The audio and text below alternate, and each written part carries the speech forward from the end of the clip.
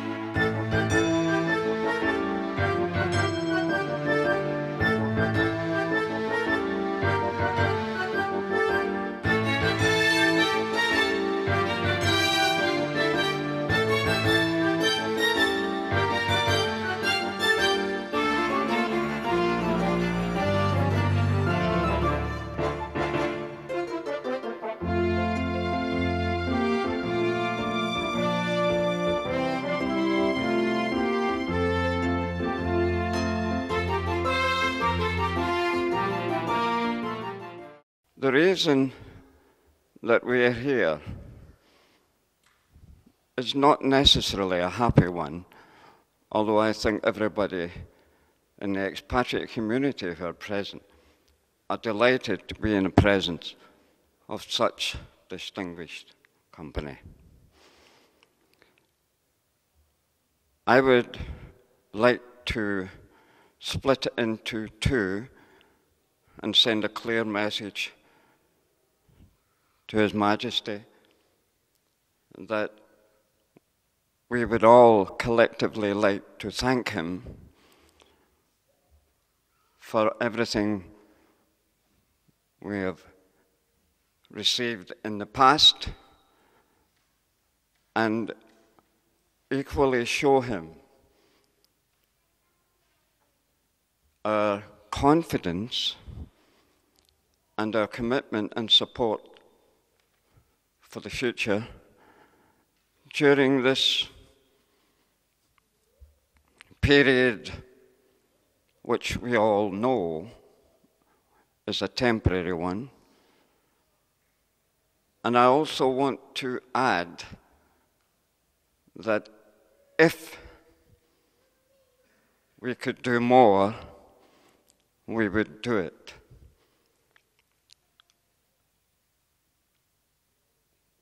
We support,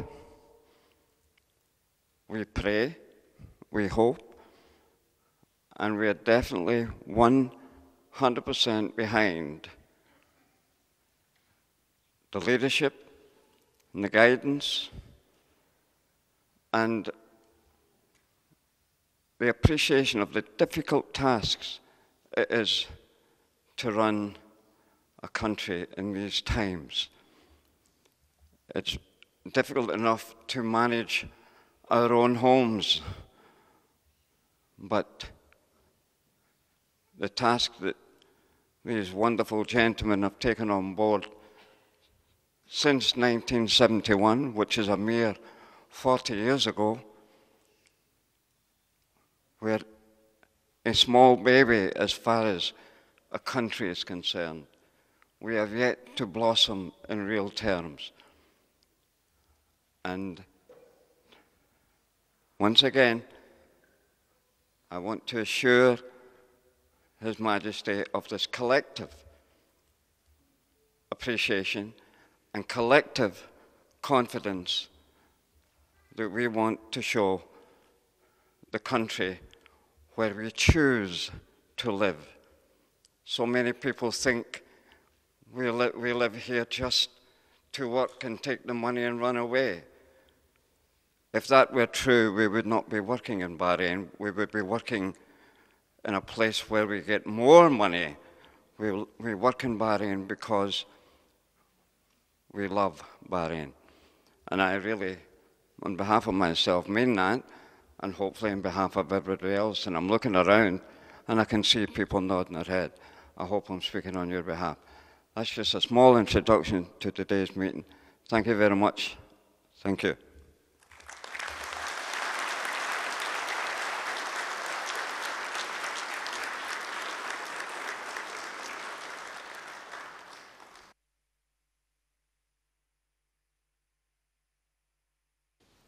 Now, may I please invite Mr. Andrew Stevenson of Bahrain Rugby Club to deliver a speech on behalf of the Expatriate Committee before Your Majesty.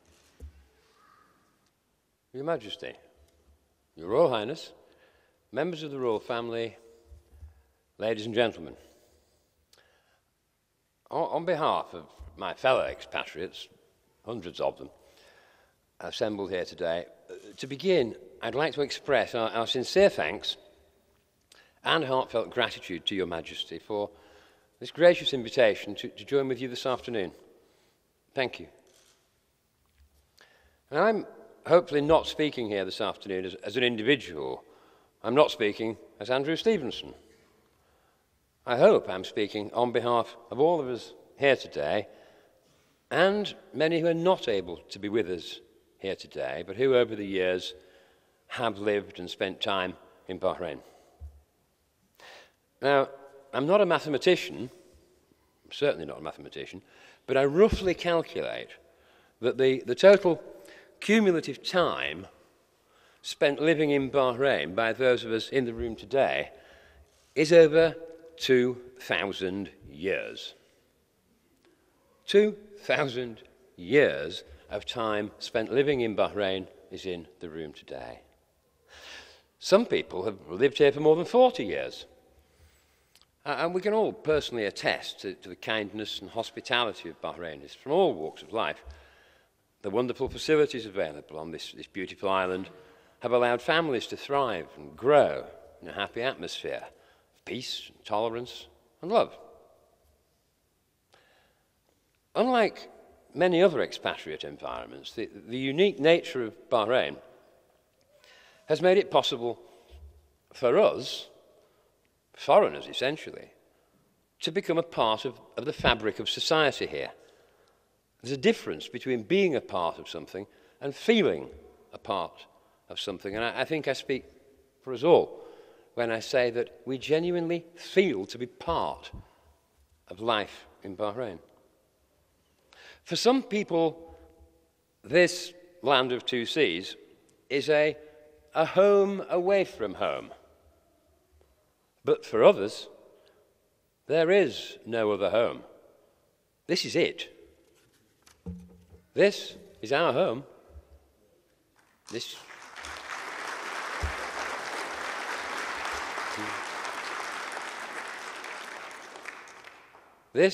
is where we live. Many of us have had children here. Some of us will eventually die here. Inshallah, not yet. And some of us have buried dear friends who have died here. This is our home. And that is why so many of us feel passionately about the future of this country, Your Majesty. And that's why we're prepared to give everything we have got on many levels to support Your Majesty and the work of the government for the future of this country that we call home. As expatriates, we've been made to feel welcome here. We've been made to feel that we truly belong. And we want that to be reflected in our commitment to support the development of the country.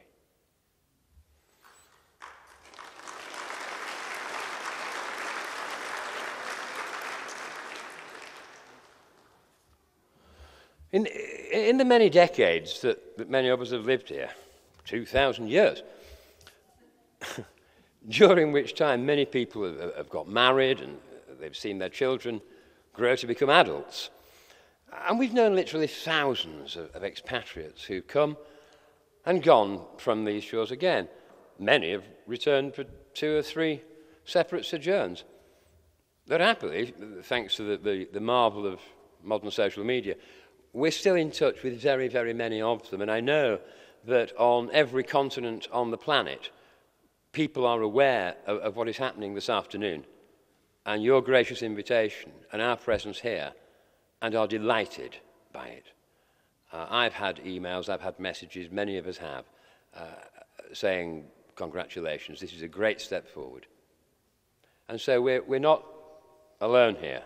There are people around the world who care passionately about Barhrain as we do. And I think it's right that you should know that.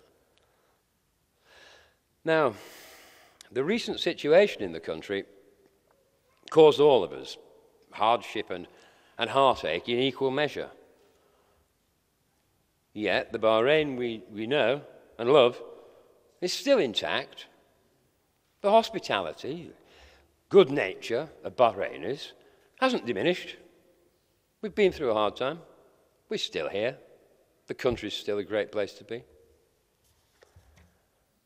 Radically inspired individuals, organizations, and foreign-backed opportunists have tried and failed to destroy the great way of life we enjoy under the leadership of Your Majesty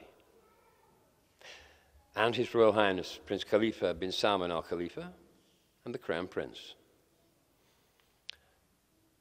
The foreign entities, the radically inspired individuals, have not and will not sway us, the expatriate community, from the affection in which we hold this land that we're proud to call home. Nor will they deter us from our determination to work for the future of a safe and secure Barhrain. On that, you have our assurance, Your Majesty.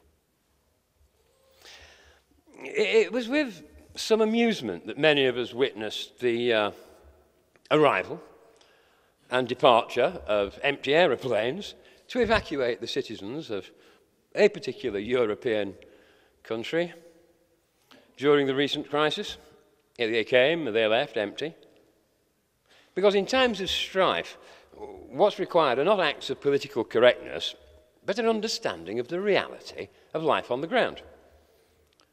What people needed and got was to feel that as expatriates, their views were heard and their true feelings conveyed to those in positions of authority. That is what is required, not knee-jerk panic evacuation on empty aeroplanes. For the most part, the majority of expatriates did not feel the need to desert the kingdom in its time of need. And many of us actually stayed and worked harder and longer hours during that time than we had previously. And that takes me to the way the Kingdom of Bahrain was treated internationally and at the hands of the international media. The treatment Bahrain received at the hands of the international media saddened us all. We were dismayed by their lack of objectivity, frequent inaccuracies, presented round the clock by 24-hour news channels, sensationalist international media who neither know nor really care about the true nature of Bahrain. They distorted the truth to the detriment of our own personal and business interests here in Bahrain. And perhaps the international media would do well to focus on some of the positives a little more. And there are lots of them. For example, some people say that things move slowly and evolve in a very steady way in the Arab world. Shway shway, the Arabic way. Well, maybe in some ways they do. But in some ways they don't. It took almost 1,000 years for British democracy to evolve to what it is today. And some would say it's still not perfect. In Bahrain, you have moved in less than 10 years to an open, free electoral democracy. Well, there was nothing shway shway about that, Your Majesty. Mabruk. Yes, perhaps the international media would do well to concentrate on things like that, and many of the other positives that have taken place during your reign. For example, we have a new constitution complying with all international treaties on human rights, which was blessed with an advocacy of 98.4% of Bahrainis. We now see separation of executive, legislature, and judicial powers, and we have more transparency in government operations. And, as another example, thanks to Your Majesty, we enjoy municipal voting rights for qualifying expatriates and have seen 3 successful parliamentary and municipal elections.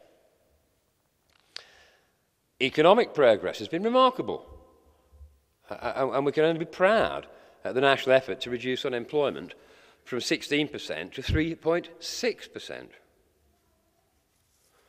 And that's another example, and a very important one. Your Majesty, yesterday you announced your decision to appoint an independent fact-finding commission comprised of eminent persons who have no role in Bahrain's government or in the political system. This commission will report on the evidence and give such recommendations as it sees fit. And I definitely hope, that the international media can give positive coverage that fairly portrays the confidence and courage of our leadership. Those are some examples of things that the international media could report,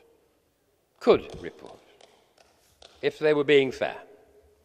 Now, pardon me for one moment, Your Majesty, while I address my fellow expatriates, I would encourage every last one of you here, ladies and gentlemen, every last one of you, to counteract the misleading image of Bahrain that has been spread counteracted in your own home countries, on the internet, by email, on Facebook.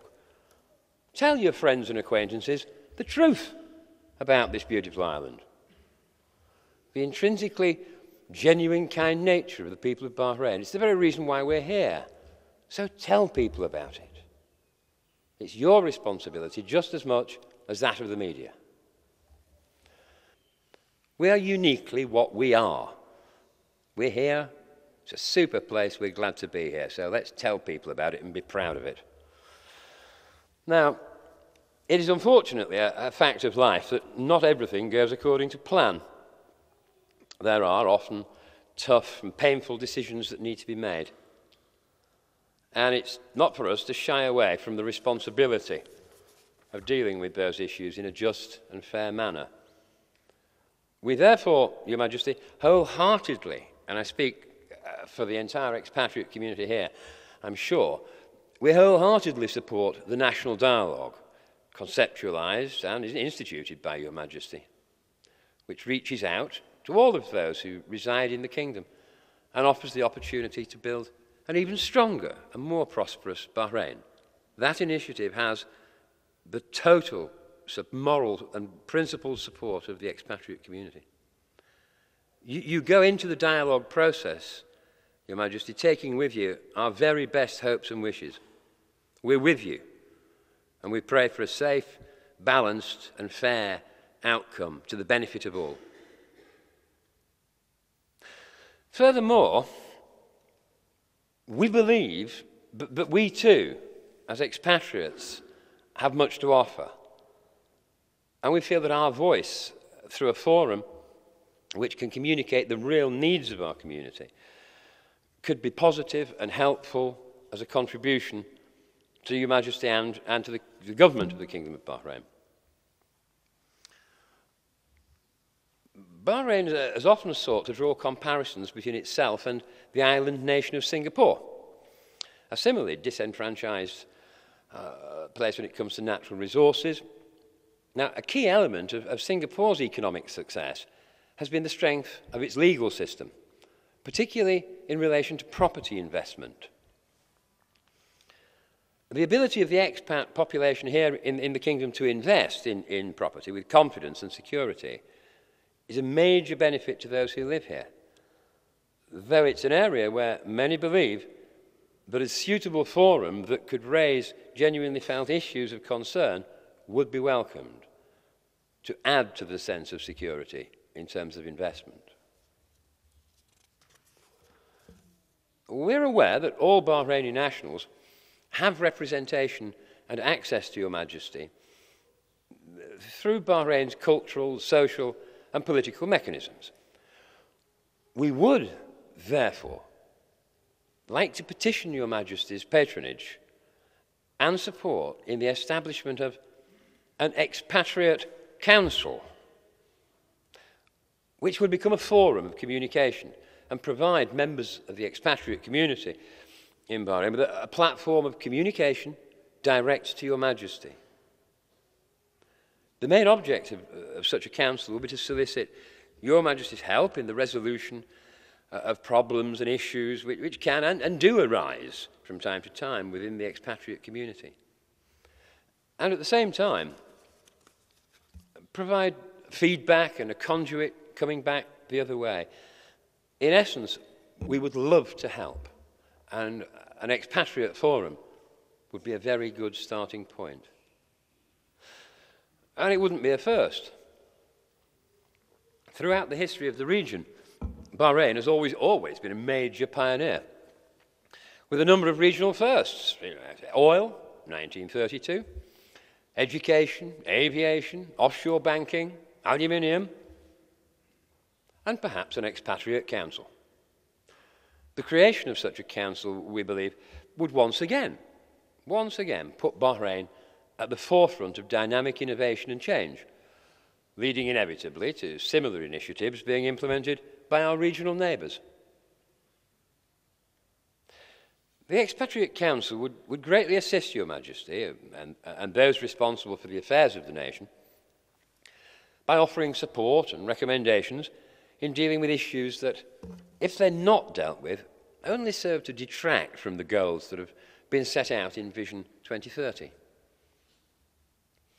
The work of the Expatriate Council would be to act to address both personal and professional concerns and help to promote Bahrain's real image against the false defamatory representations that we've seen in certain organs of the international media. The Expatriate Council would happily contribute in all of these regards.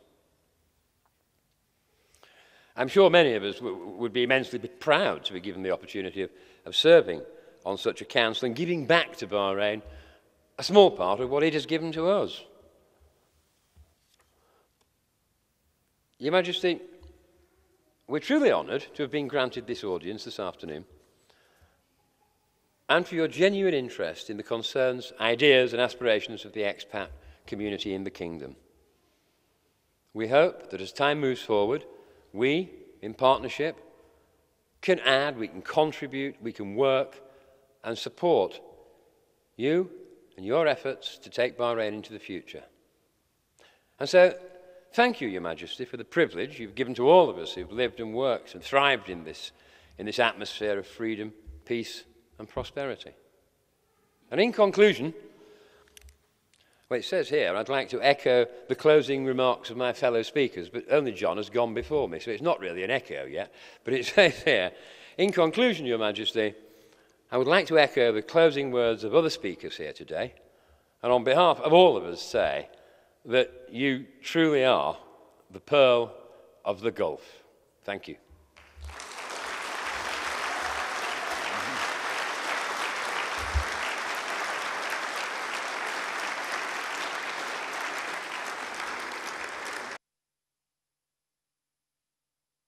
Majesty, Your Royal Highness, dignitaries and people of the court, my name is Gabrielle Wilson. And my name is Jennifer Gilbert. We were both born here in Barhrain, and it is Barhrain that we consider to be our home. Living in the country for the past 17 years has instilled in us a very strong sense of community and love for this beautiful island. We would like to extend our gratitude to the government and to the people of Barhrain for granting us a friendly and welcoming environment in which to develop and prosper. Seldom do we remember locking the homes of our doors because of the safety and security present in this beautiful island. Growing up in Bahrain has presented us with so many opportunities. We have been exceptionally fortunate to have the opportunity to study at St. Christopher's School throughout our academic careers. The strong academic environment, the rich variety of extracurricular activities, the diversity of the student body, which reflects the rich diversity of the population of Bahrain.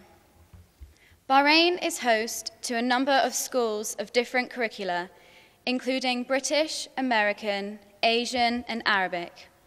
This further reinforces the diversity of the nation, in addition to the willingness to accept different customs, cultures, and religions into the kingdom. We feel extremely proud to claim that Bahrain is our home. We are often asked the question, where are you from? And we respond without hesitation, Bahrain, even though we are actually British. We feel that many others in this expatriate community feel this steadfast sense of loyalty, which is one of the reasons which makes Bahrain such a unique and unified country. Bahrain has recently been through some difficult times. We would like to commend His Majesty King Hamad and the Bahraini government for restoring stability and faith to the country.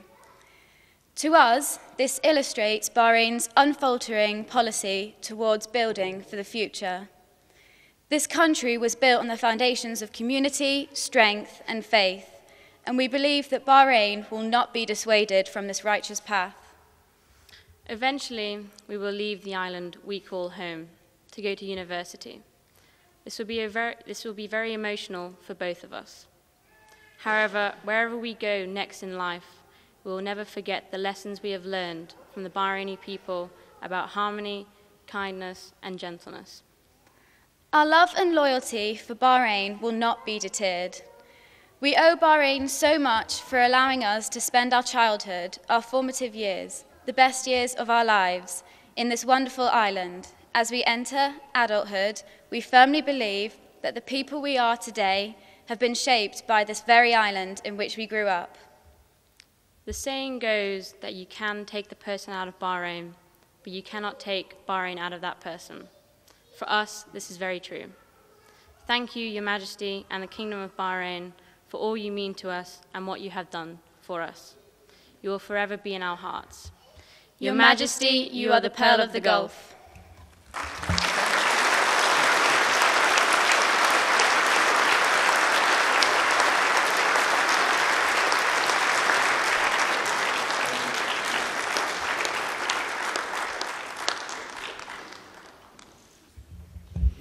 Assalamu alaikum wa rahmatullah wa barakatuh.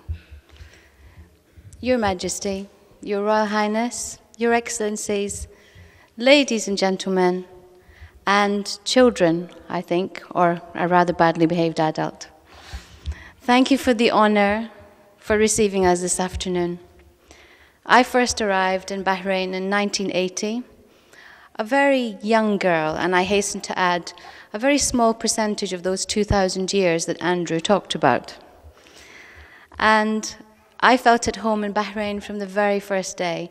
I felt I belonged here. And I can remember at the beginning of this year reading a speech by British Prime Minister David Cameron, who said that multiculturalism has failed. It cannot survive. And I remember writing a letter to him saying, Mr. Cameron, come to Bahrain. Not only does multiculturalism exist, and not only does it survive, but it is thriving here in Bahrain. Your Majesty, have a look around you today. Multiculturalism is alive and kicking, and Bahrain engenders that in every one of us, so thank you. The recent events have caused a lot of pain and anguish for many of us who love Bahrain, who hold Bahrain dear in our hearts. And as a writer, I have spent several months of days and nights writing to the international media with outrage, with anger, that they can write such lies about the atrocities that have been happening to our country. Barefaced sensationalism. Unfortunately, they chose not to print it because the truth doesn't sell as many newspapers as sensationalism does. There comes a time in everyone's life, Your Majesty, where you feel there are moments that define your life. In English, we say, it's time to stand up and be counted. But the English language does not compare to the rich tapestry of the Arabic language. And so what inspired me to write the poem I'm about to read for you? I decided that this point was a defining moment in my life, and in Arabic you would say it was al-dunya mawaqif. And here I am, I'm going to read the poem that was inspired by my al-dunya mawaqif, with your permission.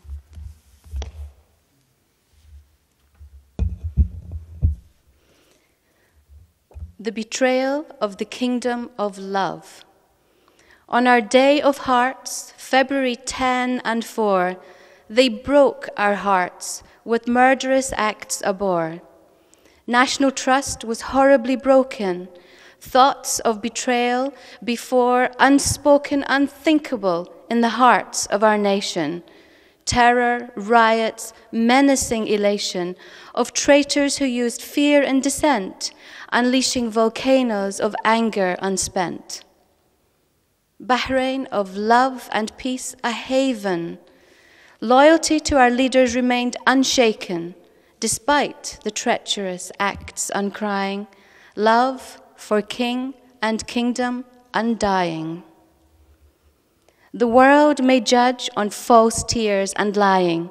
BBC, CNN, Sky News are flying with lies, more lies and dramatic sighing. But truth and honest acts see evil dying. Recognition once more for love and passion. 2 C's, 1 people, tolerance, compassion. For centuries, we see tireless surviving, despite the jealous hatred and conniving of those whom evil eyes have coveted you, whose envious evil greed we eschew. In good and in Allah we praise, to Al-Khalifa our hearts we raise.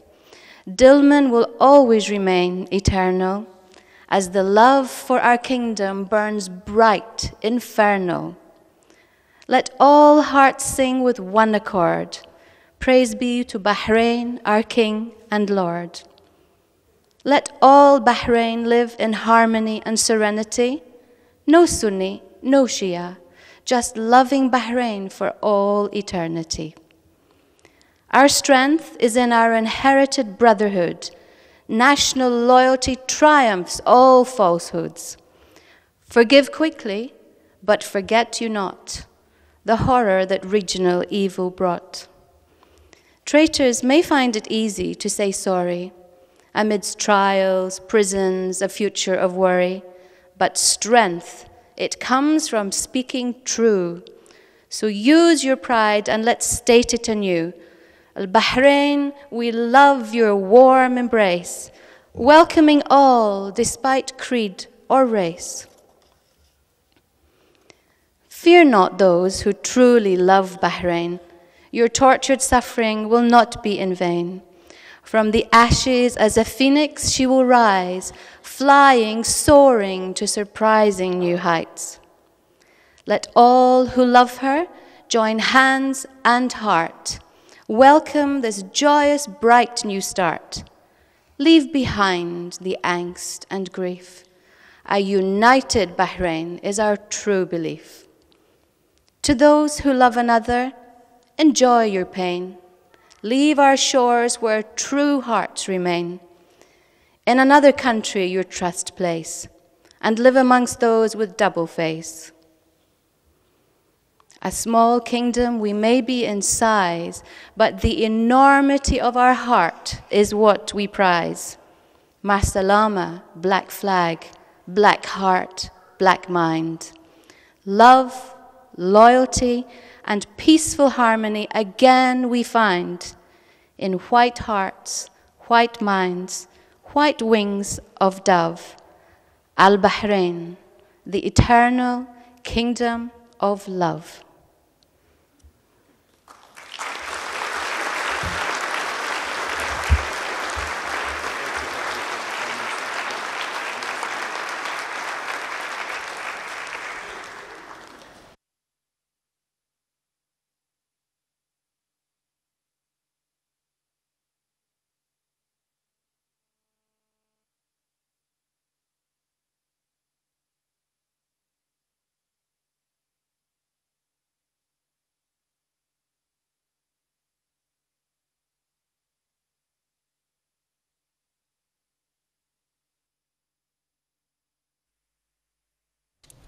Then His Majesty the King gave the following speech. Ladies and gentlemen, I am pleased to address you today as representatives of Bahrain wider community and also as valued friends. As the challenging period we have also recently witnessed draws to a close, I would like to take this opportunity to discuss the future of this nation and our peoples as we embark on a renewed chapter of reform. As you are no doubt aware, this Saturday heralds the commencement of the national dialogue. It will be a true dialogue in every respect, and no section of Bahrain wide and diverse society will be ignored. Its aim will be to shape not only Bahrain's immediate future, but to lay the foundations for generations to come, built upon consensus, and by consensus, It will take into account the aspirations of all and will not be defined simply by a few. It is a basic truth that for a society so rich in diversity as Bahrain, a shared, agreed, and common approach must take into account the views of many, while seeking to leave no one behind. Only a dialogue that speaks for all can result in an outcome capable of being embraced by all. As a result, the dialogue's reach is wide. Its focus is broad, dealing with not only issues of democratic development, but recognizing that the development of a nation requires the continued advancement of its social and economic environment. But underlining confidence in Bahrain's commitment to the way ahead also means addressing issues in our recent past. More specifically, there is a need to examine recent events to establish and assess with absolute and unimpeachable clarity both the actions of the authorities and that of protesters and related groups. I am also highly conscious of the need to reinforce Bahrain's continuing commitment to both our domestic and international obligations in respect of human rights, to which we remain fully committed. As a result, yesterday I announced the formation of an independent commission of inquiry led by a panel of international experts whose expertise and impartiality are beyond reproach. The Commission's terms of reference are wide-ranging, covering the events of February and March this year and the subsequent events following this period. The Commission will have unfettered access to all government records and government officials. It will have complete autonomy over the scope and method of approach, and the rights of anyone cooperating with the Commission have been fully protected and guaranteed. I have asked for the Commission to report its finding no later than October 30th this year, and these will be made fully available to the public. This is an important, significant, and essential step to continuing our program of reform and entering a new phase of its development. Those of you who have known Bahrain for some time will know that it has always taken pride in its openness and tolerance as a society.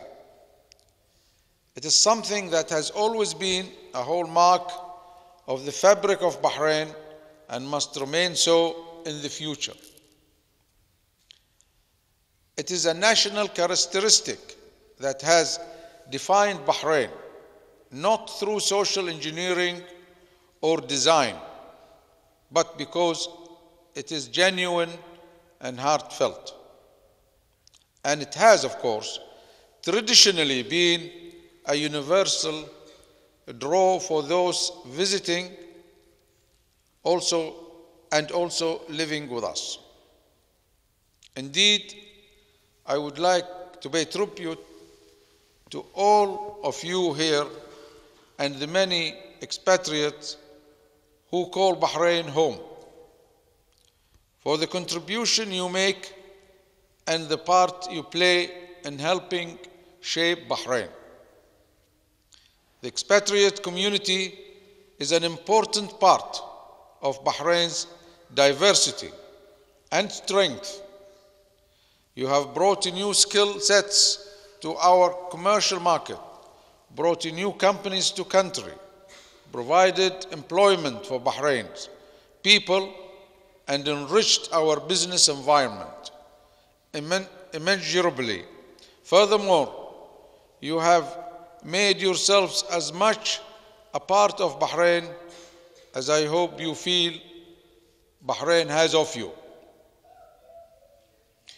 You have my greatest thanks for your continued support, involvement, and input into Bahrain's ongoing development.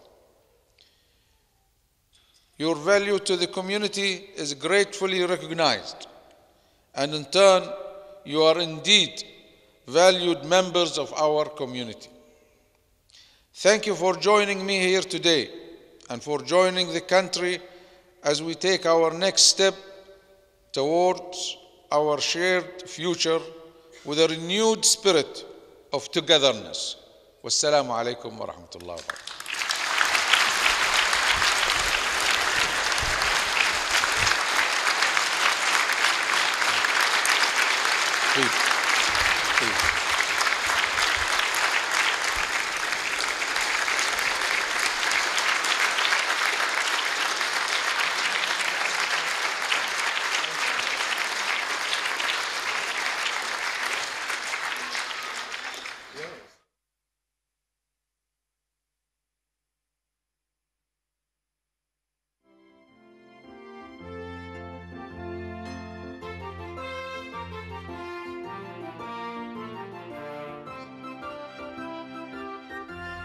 During the meeting, a commemorative gift was also presented to His Majesty the King.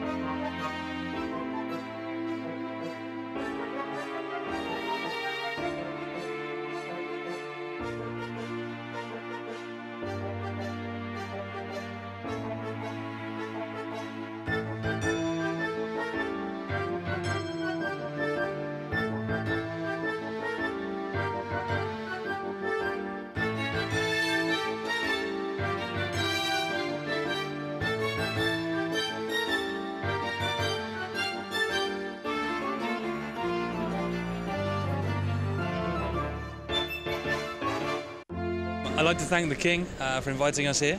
It's been a fantastic chance for expats that don't live in Bahrain or that aren't national Bahrainis to come and meet the King. And I wish them all the best with any dialogue and things going forward. And today, His Majesty was so gracious to meet the expatriate community, and where he again spoke in clear terms that Bahrain's reform process is entering a new stage after the national dialogue starting on Saturday.